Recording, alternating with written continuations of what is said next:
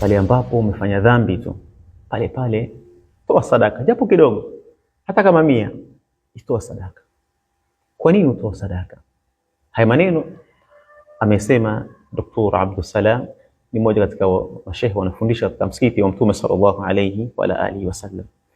Anasema kwa sababu unapofanya dhambi, ile dhambi ina kawaida ya kuacha alama katika kuacha doa katika moyo wako, na linapobakia ndipo inafika mahala mtu kutokana na madhambi aliyofanya, madhambi humzuia mtu na taa.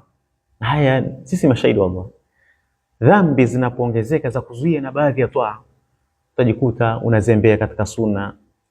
Ukishamaliza kusali ukishaondoka, baadhi ya taa huwezi kuzifanya kwa sababu ya madhambi ambayo unayofanya.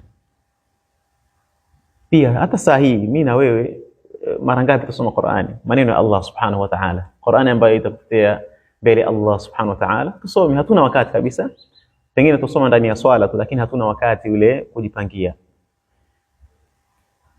Dhambi unapoifanya, unapotoa sadaka pale pale kufuta ile doa. Ukitoa sadaka, ile dhambi ambayo umeifanya na ile doa katika moyo hutoka.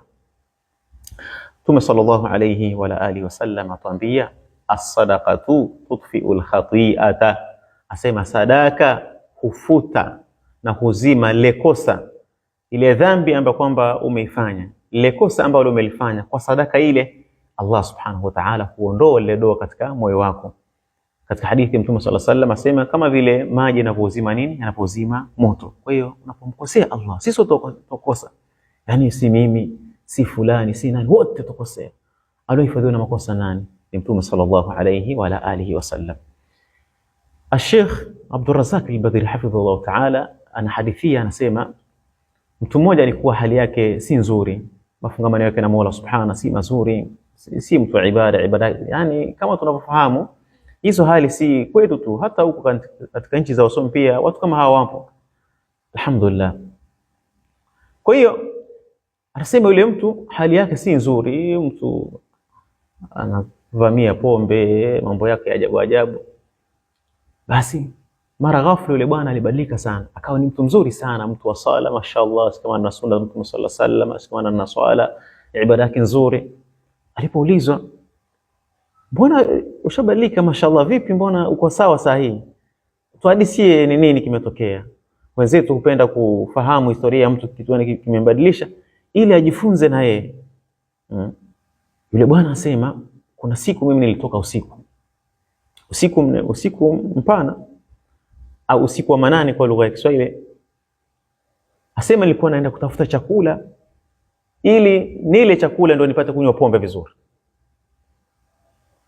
Asema nikaenda, nilipofika katikati ya njia nikampata mbwa mdogo, kiumbwa kidogo kiumbwa kiko na njaa.